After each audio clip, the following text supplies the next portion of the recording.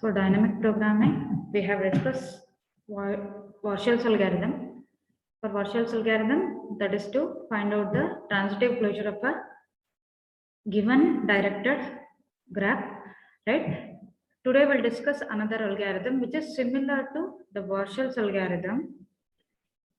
Here we are going to find out all pair shortest path problem. That is called Floyd's algorithm. Floyd's algorithm is used for finding out the all pair shortest path problem. Distraugh's algorithm we have discussed, it is single source shortest path problem. That is one source vertex to all other vertices, we have to find out the shortest path. Here Floyd's algorithm, it will give you all pair shortest path. For example, if we have A, B, C, D, 4 vertices, A to B, A to C, A to D, then B to A, B to C, B to D, then C to A, C to B, C to D, then D to A, D to B, D to C. That is all the pair shortest path we are going to find out using Floyd's algorithm. Okay. So Floyd's algorithm for the all pair shortest path problem, given a weighted connected graph, undirected or directed, the all pairs shortest path problem asks to find out the distances, the lengths of shortest paths from each vertex to all other vertices. For example, from A to all other vertices, from B to all other vertices, from C to all other vertices, from D to all other vertices. That is if we have 4 vertices. Okay. It is convenient to record the lengths of shortest path in n by n matrix, that is n cross n matrix called D. The distance, it is called as distance matrix. Okay, it is D is called as distance matrix. The element in the ith row and the jth column of this matrix indicates the length of the shortest path from the ith vertex to the jth vertex. Okay, so the value in ith row jth column, it will be the length of the path from ith vertex to the jth vertex, where I is greater than or equal to 1 and j is I and j are greater than or equal to 1 and less than or equal to n. Okay. So here it is a n cross n matrix, this distance matrix, all pair shortest path problem. For this we are going to create or find out a distance matrix. In that distance matrix, ith row and jth column value will give you the length of the shortest path from ith vertex to the jth vertex, where I and j are greater than or equal to 1 and less than or equal to n. That is depending on the number of vertices. Okay. If number of vertices 4, then it will be 1, 2, 3, 4, 4 vertices. Okay. So consider this example. So we have A, B, C, D, 4 vertices, and then we have 5 edges. B to A, it is having length 2. Then A to C, it is having length 3. D to A, it is having length 7, and C to B, it is having length 6, and C to D, it is equal to 1. Okay. So here length of the shortest path with no intermediate vertices, that is, this is the cost adjacency matrix of the given graph. D naught, it is the cost adjacency matrix of the given graph. As we have discussed in Warshall's algorithm, that is, it will create intermediate matrices. Intermediate matrices R naught to Rn, right? So here also we are going to create intermediate matrices D naught to Dn. Okay, D naught to Dn, and final matrix, that is nth matrix Dn, it will give you the shortest path between all the pair of vertices. Okay, so here we have, that is, this is the cost adjacency matrix. So we have 5 edges. A to C is 3, B to A is 2, C to B is 7, and C to D is 1, D to A is 6.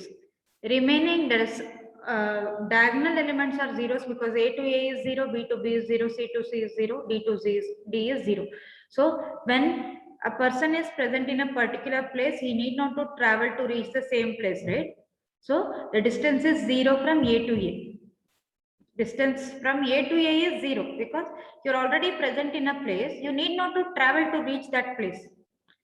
Right? I hope you're getting. So that value is 0. So diagonal elements are 0. A to A, B to B, C to C, D to D, it is 0. Remaining values are infinity here.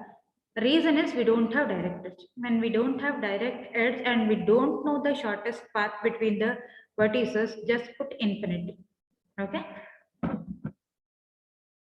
Then matrix D1. So using the intermediate vertex A,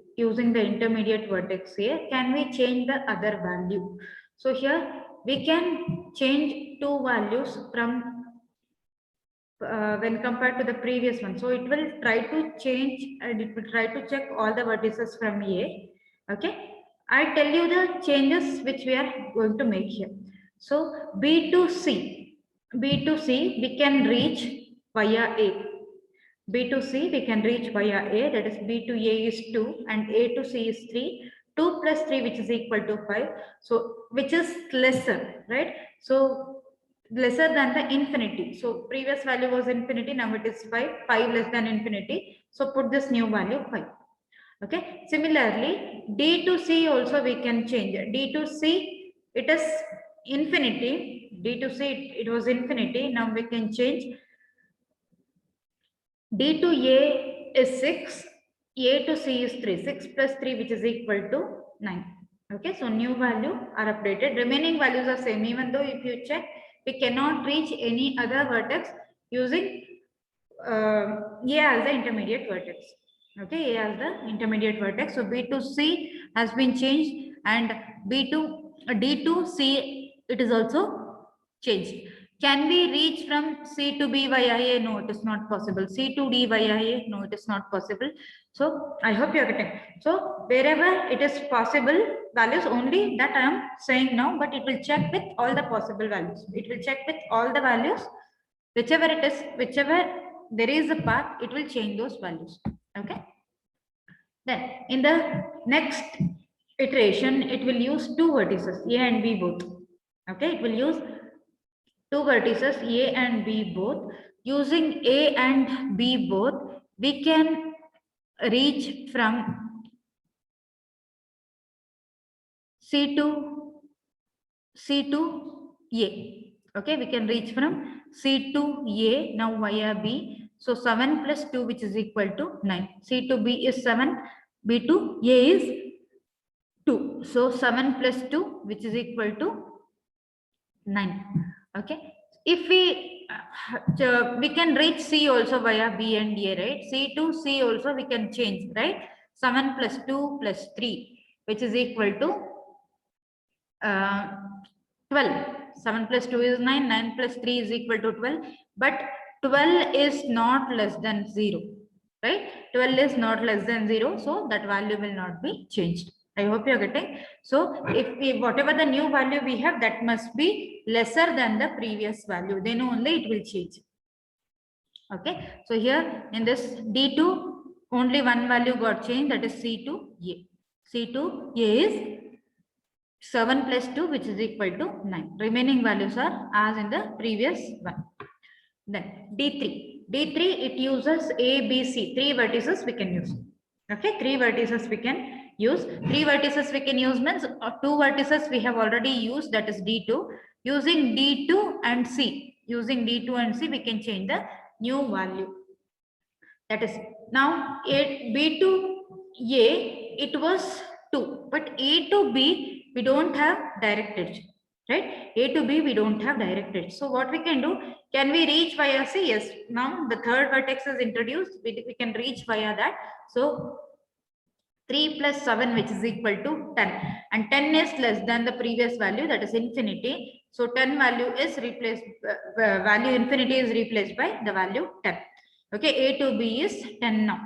Okay, and A to D. A to D also via C we can reach. So 3 plus 1 which is equal to 4. 4 less than infinity. So A to D will get the new value 4. Okay, then B to D. B to D also via C we can reach. So B to C it was 5.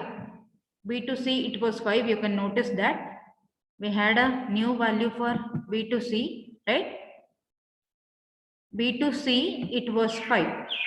5 plus 1 which is equal to 6, that is the new value. Okay, then D to B. D to B also it is infinity. D to, because we don't have any direct edge. Now via C we can reach. Via C we can reach. So D to C it was 9. D to C it was 9. I hope you're getting. D to C it was 9. 9 plus 7. C to B is 7. Okay. 9 plus 7 which is equal to 16. That is the new value. That is using the previous matrix. Using the previous matrix and the vertex C, we are going to change this. So via C, we can reach from D to B. So D to C was 9. D to C was 9. 9 plus 7 which is equal to 16. That is the new value. Okay. Then using A, B, C, D, all the 4 vertices we can use now. Okay, all the 4 vertices we can use now. When we use all the 4 vertices, the value of C to A is getting changed. Okay, value of C to A, it is getting changed. Okay, C to A, C to A. Okay, C to A via D, C to A via D, it's equal to 1. C to D is equal to 1 and D to C it is equal to 6. Okay, 1 plus 6 which is equal to 7. 7 is less than the previous value 9. Okay, 7 is less than the previous value 9. So 9 will be replaced with the new value 7. Okay, now whatever we have this matrix, it is the shortest path matrix from for all the pair of vertices. Okay, that is A to B is shortest path from A to B, C and D. It is 10, 3 and 4. Okay, from B to A it is 2, B to C is 5 and B to D is 6. Okay, and then C to A is 7, C to B is 7 and C to D is 1. D to A is 6, D to B is 16, D to C is 9 and diagonal elements are zeros. It is self loop. Okay, we don't have self loop, but we need not to find the distance from A to A. It will be 0, right? So here diagonal elements are zeros and remaining are the shortest path between all the pair of vertices. Okay, this is how the algorithm works. Let us see the algorithm. So algorithm plots W of 1 to N, 1 to N. It is 2-dimensional array, that is matrix. Implements plots algorithm for all the pair of shortest paths problem.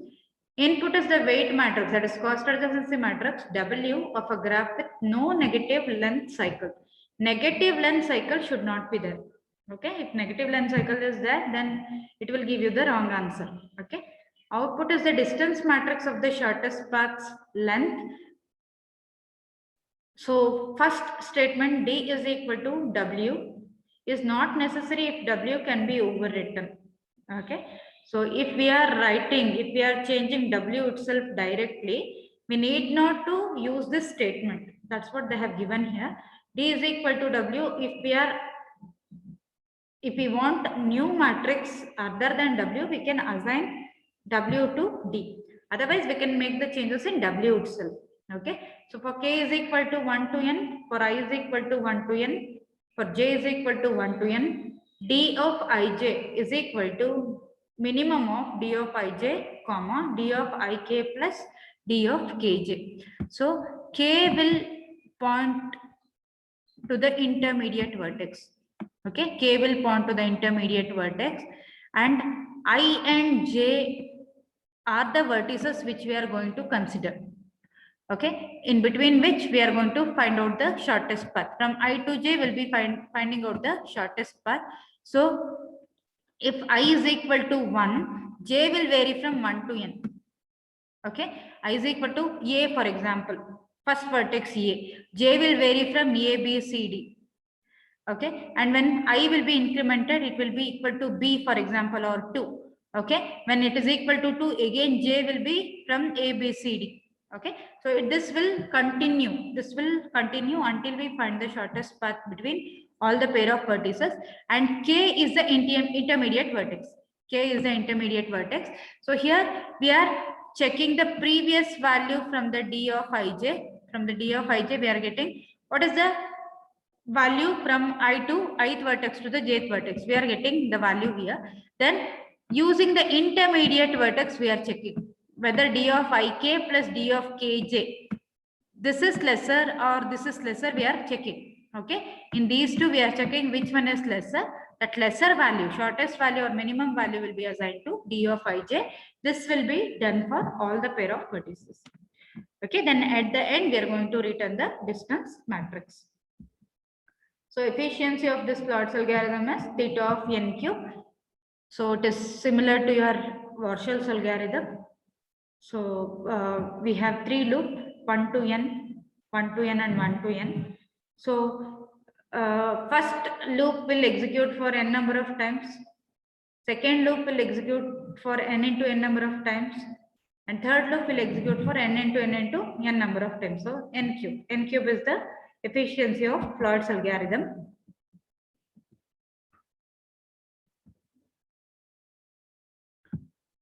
So let us discuss the lab program also.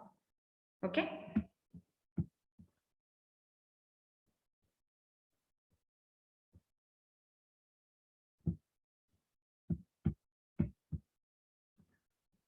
So design and analysis of algorithms lab program. In this 10th program, it has two lab programs. Okay, it has two lab programs. In that, first one is implement all pairs shortest paths problem using Floyd's algorithm. So this is the algorithm which we have just discussed. Algorithm Floyd, W of 1 to n and 1 to n. It will implement the Floyd's algorithm for finding out all pair shortest path problem. Input is the weight matrix W of graph with no negative length cycle, and output is the distance matrix of the shortest path length. And D is equal to W. It is not necessary if we are changing the content in W itself. So W at the end, if we don't assign this, then at the end of the function, the distance matrix will be stored in W itself. For k is equal to 1 to n, for I is equal to 1 to n, for j is equal to 1 to n, d of ij is equal to minimum of d of ij or d of ik plus d of kj. Among these two, it will select the minimum and that will be assigned to d of ij. And at the end, we are going to return the distance matrix. Okay, let us discuss the lab program. Import java.util.star. I have given the name of the class as Floyd, public class void Floyd. Static scanner s is equal to new scanner of system.in. So this about this scanner class, I told you many times while discussing all the lab programs. This is used for reading the content of the input stream, reading the content of the input stream. So for that input stream, we are creating object here. So scanner S, it's an object of type scanner class. Okay, static int C, it is equal to new int of 10 10. So this will create two-dimensional matrix with 10 rows and 10 columns. Static int n, this is to hold the number of vertices. Static int minimum int a comma int b. So this is used to check the minimum value. In the algorithm, we are going to pass two values for the minimum function, right? So it will give you which one is minimum, whether d of ij is minimum or d of ik plus d of kj is minimum. Okay, so it will return any one value whichever is minimum. So for that we are using formal variable int a and int b. So if a is less than b, then return a, otherwise return b. Okay, this is the minimum function. Then static void Floyd's. This is the actual algorithm code, whatever we have just discussed, that code is included here. So we need two loop. For that we need three variables ij and k. For k is equal to 1 to n, k plus plus. For I is equal to 1 to n, I plus plus. For j is equal to 1 to n, j plus plus. C of ij is equal to minimum of C of ij, comma C of ik plus C of kj. So that is the end of your Floyd's function. So you can notice here, we are altering the content of C itself. I have not assigned it to D. If you want, you can assign it to D. D is equal to C. You can do that. D is equal to C. Then what you can do, instead of using C of ij, you can use D of ij. D of ij is equal to minimum of D of ij, comma D of ik plus D of kj. That is, if you want the result to be in different array, you can do that. Okay, or else you can make the changes in the cost adjacency matrix itself. You can save the space also, and you can return that value. Okay, here I have not written that value because the variable is global. Variable which I have created is global. It is outside the function, right?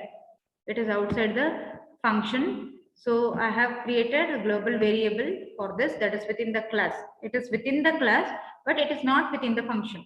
So it is not a local function to return. You need not to return it. Whatever the changes you make here, that will be that will change here. That will appear here. Okay. Then public static void main string args int I comma j system dot out dot println, enter the number of vertices that we are going to read in n. N is equal to s dot next int, where s is the object of the scanner class. Next int is the function or method present in the scanner class which read the content of the input stream and it will convert that value, whatever it has read, into integer. Okay. Then system dot out dot println, enter the cost adjacency matrix. 0 for the self loop. 0 for the self loop means diagonal elements A to A, B to B, C to C, D to D. It is 0. Okay. And for infinity, we are going to enter 999. That is for no edge, no direct edge. If that is the case, we have to enter infinity. We don't have the concept of infinity. Infinity symbol is not there in your keyboard, right? So instead of that, what we are doing, we are taking some large value, that is 999. For I is equal to 1, I less than or equal to n, I plus plus. For j is equal to 1, j less than or equal to n, j plus plus. Read the cost adjacency matrix. C of ij is equal to s dot next int. Then call the function floors. It will create the shortest path between all the pair of vertices. Then at the end, display the matrix. System dot out dot println shortest path matrix. And for I is equal to 1, I less than or equal to n. For j is equal to 1, j less than or equal to n, j plus plus. System dot out dot print. I'm using /t for spacing between the values in the same row. So C of ij. Then system dot out dot println. You can notice the difference in these two. That is, while reading, I'm reading like this without any brackets, right? Because this for loop is the only statement within this for loop. And this assignment statement, C of ij is equal to s dot next int, it is the only statement in the jth for loop. So I need not to use a bracket here. But in this case, to display in the matrix format, I'm opening this bracket. Okay. Then for j is equal to 1, j less than or equal to n, system dot out dot print.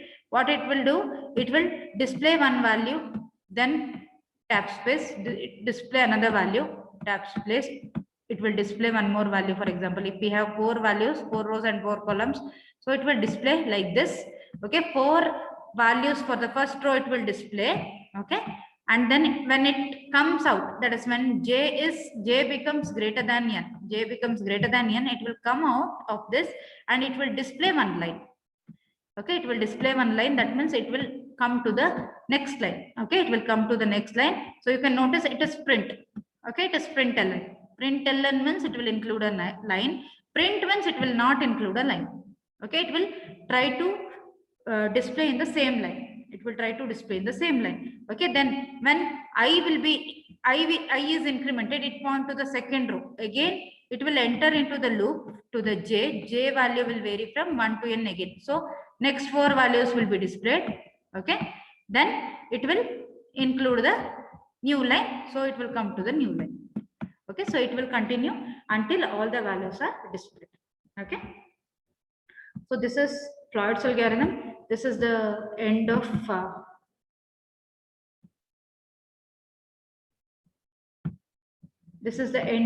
loop. Okay, this is the end of main method and this is the end of the class Floyd. Okay, and remember, it is case sensitive.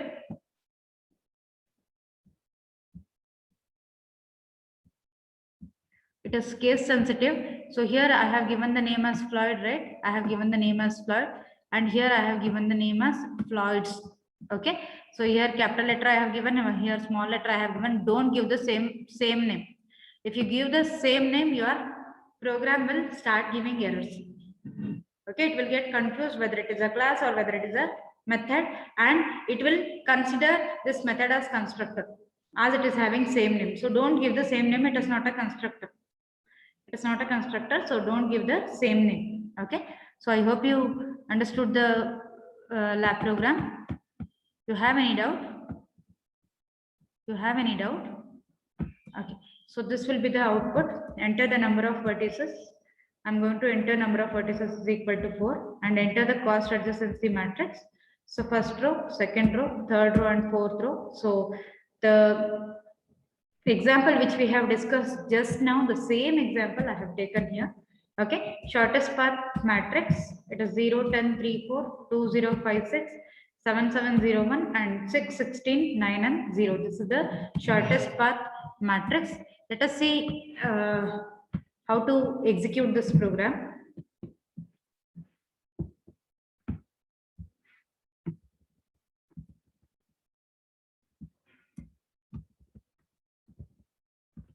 I'll just copy the input.